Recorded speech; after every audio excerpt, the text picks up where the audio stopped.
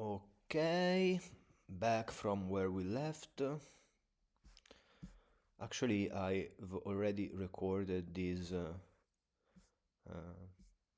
video once, but for some reason the microphone didn't work, so here I am, and I will go faster than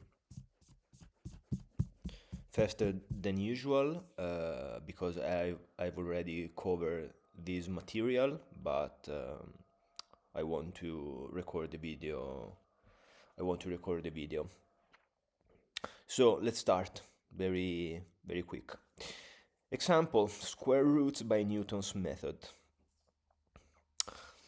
Procedures, as introduced above, are much like ordinary mathematical functions. They specify a value that is determined by one or more parameters, but there is an important difference between mathematical functions and computer procedures. Procedures must be effective. As a case in point, consider the problem of computing square roots. We can define the square root function as square root is equal to the y, such that the y that y greater or equal than 0 and y squared is equal to x. This describes a perfectly legitimate mathematical function. We could use it to recognize whether one number is the square root of another or to derive facts about square roots in general. On the other hand, the definition does not describe a procedure. Indeed, it tells us almost nothing about how to actually find the square root of a given number. It will not help matters to rephrase this definition in pseudo-Lisp. And as you can see, you can give the definition, but no, this is not an effective procedure to compute the square root. So the contrast between function and procedure is a reflection of the general distinction between describing properties of things and describing how to do things, or as it is sometimes referred to, the distinction between declarative knowledge and imperative knowledge. In mathematics, we are usually concerned with declarative, what is descriptions, whereas in computer science we are usually concerned with imperative descriptions, so with the how to. How does one compute square roots? The most common way is to use Newton's method of successive approximations, which says that whenever we have a guess y for the value of the square root of a number x, we can perform a simple manipulation to get a better guess, one closer to the actual square root, by averaging y with x divided by y. For example, we can compute the square root of 2 as follows. Suppose our initial guess is 1, and then we have our first guess, we compute the quotient, so x divided by y, we get 2, we average those values, and we have basically the next guess that is used in the second step of the procedure. Okay. Continuing this process, we obtain better and better approximations to the square root. Now let's formalize the process in terms of procedures. We start with a value for the radicand, that is the number was square root we are trying to compute, and a value for the guess. If the guess is good enough, for our purposes, we are done. If not, we must repeat the process with an improved guess. We write this basic strategy as a procedure. And here we have the definition of the procedure. The procedure is named SQRT iter, that takes two arguments, guess and x, and it uses two more helper procedures, that is good enough, that checks whether the guess is good enough to approximate the square root of x, and improve guess, that is used to improve the guess. A guess is improved by averaging it with the quotient of the radicand and the old guess. As you can see here, this is the definition of improve. Again, it takes two arguments and calls this procedure named average that, as you can see, is defined below. Very, very simple. We also have to say what we mean by good enough. The following will do for illustration, but it is not really a very good test. See exercise 1.7. The idea is to improve the answer until it is close enough so that its square differs from the radicand by less than a predetermined tolerance, here 0.001. Okay, so here we have the definition of good enough, two arguments, guess and x, and basically here we are saying that if the square of the guess, the difference between the square of the guess and x in its absolute value is less than 0.001, that is our tolerance, the guess is good enough, and this procedure returns true. This is a useful footnote, just to clear any doubts. We will usually give predicates names ending with question marks to help us remember that they are predicates. This is just a stylistic convention. As far as the interpreter is concerned, the question mark is just an ordinary character. So this question mark could be there or could not be there. It doesn't make any difference. Finally, we need a way to get started. For instance, we can always guess that the square root of any number is 1.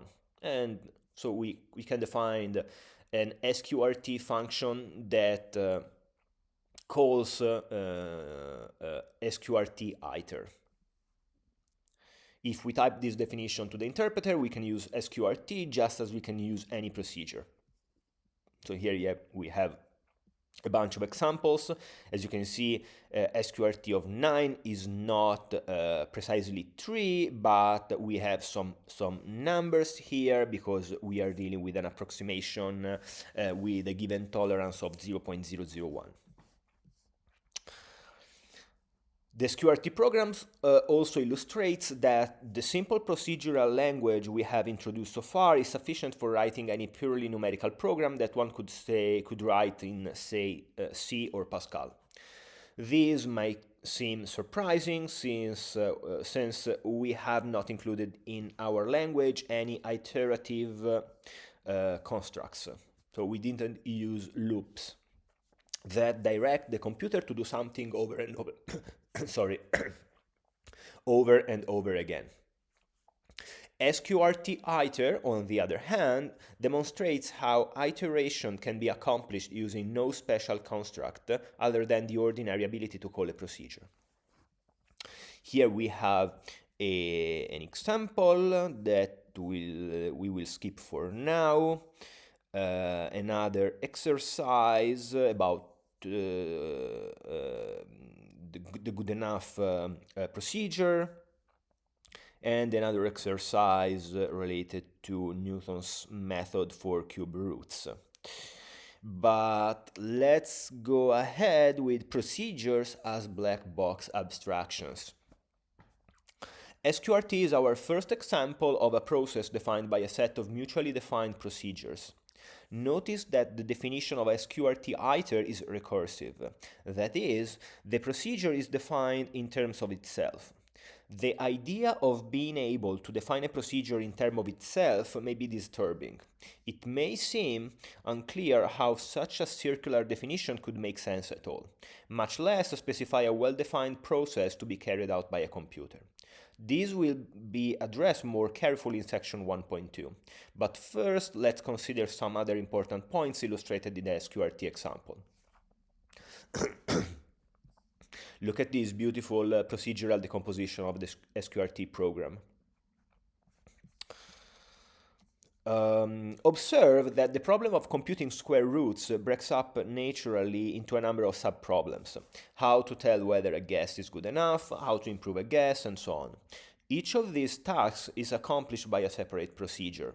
The entire SQRT program can be viewed as a cluster of procedures. That mirrors the decomposition of the problem into sub-problems. The importance of this decomposition strategy is not simply that one is dividing the program into parts. After all, we could take any large program and divide it into parts, the first 10 lines, the next 10 lines, the next 10 lines, and so on.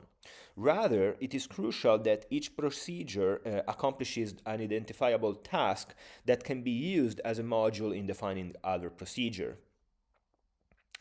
For example, when we define the good enough procedure in terms of square, we are able to regard the square procedure as a black box. We are not at that moment concerned with how the procedure computes its result, only with the fact that it computes the square. The details of how the square is computed can be suppressed, to be considered at a later time. Indeed, as far as the good enough procedure is concerned, square is not quite a procedure, but rather an abstraction of a procedure, a so-called procedural abstraction. At this level of abstraction, any procedure that computes the square is equally good. Thus, considering only the values they return, the following two procedures for squaring a number should be indistinguishable. Each takes a numerical argument and produces the square of that number as the value. And here we have two different definitions of square that work. So a procedure definition should be able to suppress detail. The users of the procedure may not have written the procedure themselves, but may have obtained it from another programmer as a black box. And this happens usually when you import a library in whatever programming language you use. You are not, when you, for example, import a library in Python, you are not concerned in how that library of that specific object or method of a class is actually built. You are only concerned with the fact that it can do its job. So a user should not need to know how the procedure is implemented in order to use it. Yeah, you're never interested in the implementation of the classes or the methods that you use when you import a library in whatever programming language you use. Local names. One detail of a procedure's implementation that should not matter to the user of the procedure is the implementer's choice of names for the procedure's formal parameters. Thus, the following procedures should not be distinguishable. Here we have two different definitions. The first one uses X, the other one uses Y, and they are indeed indistinguishable if you use the square procedure. This principle, that the meaning of a procedure should be independent of the parameter names used by its author, seems on the surface to be self-evident, but its consequences are profound. The simplest consequence is that the parameter names of a procedure must be local to the body of the procedure. For example, we used square in the definition of good enough in our square root procedure. The intention of the author of good enough is to determine if the square of the first argument is within a given tolerance of the second argument.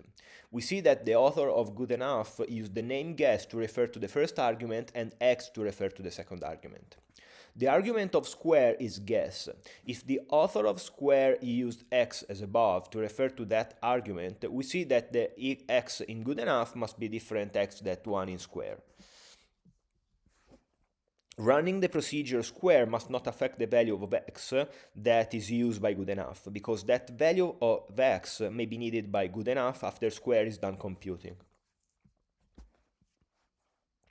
If the parameters were not local to the bodies of their respective procedures, then the parameter x in square could be confused with the parameter x in good enough, and the behavior of good enough would depend upon which version of square we used. Thus, square would not be the black box we desired. A formal parameter of a procedure has a very special role in the procedure definition, in that it doesn't matter what name of the formal parameter has, such a name is called a bound variable, and we say that the procedure definition binds its formal parameters. The meaning of a procedure definition is unchanged if a bound variable is consistently renamed throughout the definition. If a variable is not bound, we say that it is free. The set of expressions for which binding defines a name is called the scope of that name. In a procedure definition, the bound variables declared as the formal parameters of the procedure have the body of the procedure as their scope. In the definition of good enough above, guess and x are bound variables, but the operators less, minus, abs, and square are free. The meaning of good enough should be independent of the names we choose for guess and x, so long as they are distinct from and different from the operators mentioned above. If we renamed guess to abs, we would have introduced a bug by capturing the variable abs. It would have changed from free to bound. The meaning of good enough is not independent of the names of its free variables, however. It surely depends upon the fact, external to this definition, that the symbol abs names a procedure for computing the absolute value of a number. Good enough will compute a different function if we substitute the cosine for abs in its definition, of course. Internal definitions and block structure. We have one kind of name isolation available to us so far. The formal parameters of a procedure are local to the body of the procedure. The square root program illustrates another way in which we would like to control the use of names. The existing program consists of separate procedures. As you can see, you define SQRT, then you define SQRT iter, and you define good enough, you define guess. But the problem with this program is that the only procedure that is important to users of SQRT is SQRT. The other procedures are helper procedures, so in this case SQRT, iter, good enough, and improve only clutter up their minds. Yes, of course, users that want to compute the square root of a number are only interested in the procedure SQRT. They don't care about good enough, improve, and SQRT iter. They may not define any other procedure called good enough as part of another program to work together with the square root program, because SQRT needs it. The problem is especially severe in the construction of large systems by many separate programmers. For example, in the construction of a large library of numerical procedures, many numerical functions are computed as successive approximations and thus might have procedures named good enough and improve as auxiliary procedures. We would like to localize the sub-procedures, hiding them inside SQRT so that SQRT could coexist with other successive approximations, each having its own private good enough procedure. To make this possible, we allow a procedure to have internal definitions that are local to that procedure. For example, in the square root problem, we can write, and basically you can write the definition of the SQRT procedure and define good enough, improve, and SQRT inside the definition of SQRT. Such nesting of definitions, called block structure, is basically the right solution to the simplest name packaging problem. But there is a better idea lurking here. In addition to internalizing the definitions of the auxiliary procedures, we can simplify them. Because now, since X is bound in the definition of SQRT, the procedures good enough, improve, and SQRT iter, which are defined internally to SQRT, are in the scope of X. Thus, it is not necessary to pass X explicitly to each of these procedures. Instead, we allow X to be a free variable in the internal definitions, as shown below. Then X gets its value from the argument with which the enclosing procedure SQRT is called. And this discipline is called lexical scoping. So, as you can see here, X appears only as argument of the outer definition, the main definition SQRT. And it disappears from the definition of from the nested definitions of the procedures good enough improve. We will use block structure extensively to help us break up large programs into tractable pieces. The idea of block structure originated with the programming language Algol 60. It appears in most advanced programming languages and is an important tool for helping to organize the construction of large programs.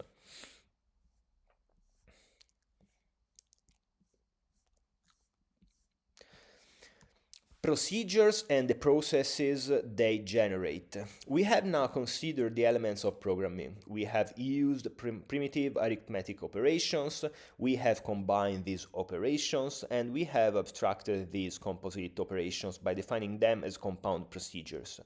But that is not enough to enable us to say that we know how to program. Our situation is analogous to that of someone who has learned the rules of how the pieces move in chess, but knows nothing of typical openings, tactics, or strategy. Like the novice chess player, we don't yet know the common patterns of usage in the domain. We lack the knowledge of which moves are worth making, which procedures are worth defining, and we lack the experience to predict the consequences of making a move. That is, executing a procedure. The ability to visualize the consequences of the actions under consideration is crucial to becoming an expert programmer, just as it is in any synthetic creative activity.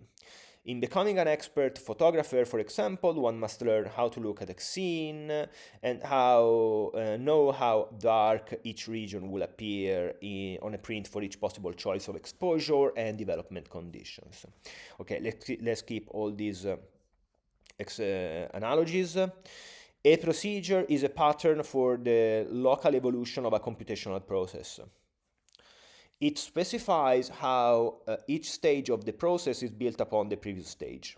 We would like to be able to make statements about the overall or global behavior of a process whose local evolution has been specified by a procedure. This is very difficult to do in general, but we can at least try to describe some typical patterns of process evolution. In this section, we will examine some common shapes for processes generated by simple procedures. We will also investigate the rates at which these processes consume the important computational resources of time and space. So here I'm expecting to see an introduction to complexity analysis. And the procedures we will consider are very simple. Their role is like that played by test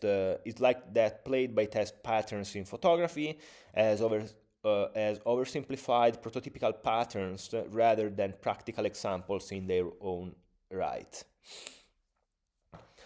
Okay, linear recursion and iteration. We begin by considering the factorial function defined as you can see. There are many ways to compute factorials. One way is to make use of the observation that n factorial is equal n times n minus 1 factorial for any positive integer n.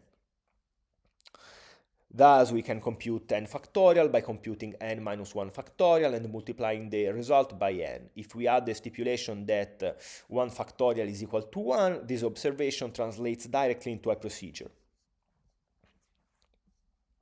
Yeah, basically here we have this F condition that says that n equal to 1 is a stopping condition, and in this case the procedure returns 1, otherwise the factorial the procedure itself is returned again with n minus 1. And here you can see this diagram in figure 1.3, when we can see a linear recursive process for computing 6 factorial, and you can see the expansion and then the contraction of the computation. We can use the substitution model to watch this procedure in action computing 6 factorial as shown in figure 1.3. Now let's take a different perspective on computing factorials. We could describe a rule for computing n factorial by specifying that we first multiply 1 by 2, then multiply the result by 3, then by 4, and so on until we reach n. More formally, we maintain a running product together with a counter that counts from 1 up to n. We can describe the computation by saying that the counter and the product simultaneously change from one step to the next according to the rule. Basically, the product becomes counter times product, and the counter is just incremented by 1. And stipulating that n factorial is the value of the product when the counter exceeds n. Once again, we can recast our description as a procedure for computing factorials. And here we see the diagram in figure 1.4 illustrating a linear iterative process for computing 6 factorial. And as you can see, there is no expansion and contraction. There are always these three numbers that are the product, the counter, and the max count that keep track of the process.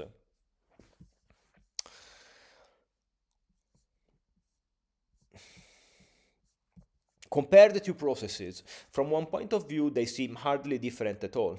Both compute the same mathematical function on the same domain, and each requires a number of steps proportional to n to compute n factorial. Indeed, both processes even carry out the same sequence of multiplications, obtaining the same sequence of partial products. On the other hand, when we consider the shapes of the two processes, we find that they evolve quite differently. Consider the first process. The substitution model reveals a shape of expansion followed by a contraction indicated by the arrow in figure 1.3. The expansions occurs as the process builds up a chain of deferred operations. In this case, a chain of multiplications. The contraction occurs as the operations are actually performed. This type of process, characterized by a chain of deferred operations, is called recursive process. Carrying out this process requires that the interpreter keep track of the operations to be performed later on. In the computation of n factorial, the length of the chain of deferred multiplications, and hence the amount of information needed to keep track of it, grows linearly with n. It is proportional to n, just like the number of steps. Such a process is called linear recursive process. By contrast, the second process does not grow and shrink. At each step, all we need to keep track of for n are the current values of the variable product counter and max count. We call this an iterative process. In general, an iterative process is one whose state can be summarized by a fixed number of state variables, together with a fixed rule that describes how the state variables should be updated as the process moves from state to state, and an optional end test that specifies conditions under which the process should terminate. In computing n factorial, the number of steps required grows linearly with n. Such a process is called a linear iterative process. The contrast between the two processes can be seen another way. In the iterative case, the program variables provide a complete description of the state of the process at any point. If we stop the computation between steps, all we would need to do to resume the computation is to supply the interpreter with the values of the three program variables. Not so with the recursive process. In this case, there is some additional hidden information maintained by the interpreter and not contained in the program variables, which indicates where the process is in negotiating the chain of deferred operations. The longer the chain, the more information must be maintained. In contrasting iteration and recursion, we must be careful not to confuse the notion of a recursive process with the notion of a recursive procedure. When we describe a procedure as recursive, we are referring to the syntactic fact that the procedure definition refers, either directly or indirectly, to the procedure itself. But when we describe a process as following a pattern that is, say, linearly recursive, we are speaking about how the process evolves, not about the syntax of how a procedure is written. It may seem disturbing that we refer to a recursive procedure such as fact iter as generating an iterative process. However, the process really is iterative. Its state is captured completely by its three state variables, and an interpreter need keep track of only three variables in order to execute the process. One reason that the distinction between process and procedure may be confusing is that most implementations of common languages, including C, are designed in such a way that the interpretation of any recursive procedure consumes an amount of memory that grows with the number of procedure calls, even when the process described is in principle iterative. As a consequence, these languages can describe iterative processes only by resorting to special purpose looping constructs such as do, repeat, until, for, and while. The implementation of scheme, which shall consider in chapter 5, does not share this defect. It will execute an iterative process in constant space, even if the iterative process is described by a recursive procedure. An implementation with this property is called tail recursive. With tail recursive implementation, iteration can be expressed using the ordinary procedure call mechanism, so that special iteration constructs are useful only as syntactic sugar. And we are at the exercises. So I'll stop the video here. I've already done the exercise 1.9 and 1.10, and I'll show you them to you in the next video. So goodbye and ciao ciao.